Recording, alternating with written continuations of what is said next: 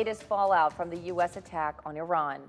President Donald Trump describing the damage as monumental and now for the first time floating the idea of regime change in Iran. Critics warning about what could come next, with Iran saying it will retaliate. ABC's Nicole D'Antonio is in Washington with the details. This morning, the Department of Homeland Security warning of a heightened threat environment in the United States following the attack against Iran's nuclear facilities over the weekend. In a bulletin issued just after Israel began attacks on Iran, the Department of Homeland Security warns that low-level cyber attacks against U.S. networks are likely. ABC's Pierre Thomas on This Week.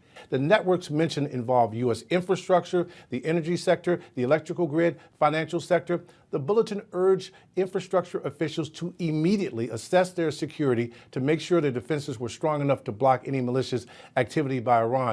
Concerns are also growing about the Strait of Hormuz, a crucial global shipping lane for oil, with Iran threatening to block shipping. New video this morning shows the moment the U.S. struck one of 3 key nuclear sites in Iran.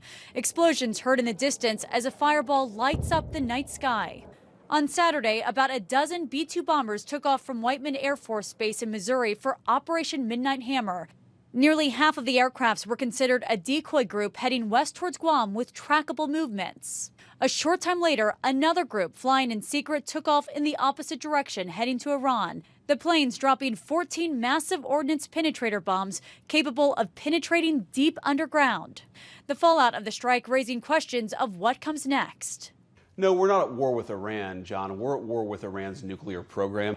We want Iran to give up their nuclear weapons program peacefully. President Trump now appearing to entertain the idea of a regime change in Iran, posting on social media, "If the current Iranian regime is unable to make Iran great again, why wouldn't there be a regime change?" And today, President Trump is scheduled to meet with his national security team in the Oval Office. Nicole D'Antonio, ABC News, Washington. Iowa Governor Kim Reynolds is praising the strike, saying in a social media post over the weekend, President Trump made the right call. She goes on to say, quote, "His decisive action leading with peace through strength protects our national security interests and makes the world a safer place." Illinois Senator Dick Durbin also responding, saying in a statement that President Trump's actions in bombing Iran puts the U.S. on the brink of a wider war in the Middle East, and that our recent experiences in Iraq should be a stark reminder of becoming embroiled in the wars in the Middle East.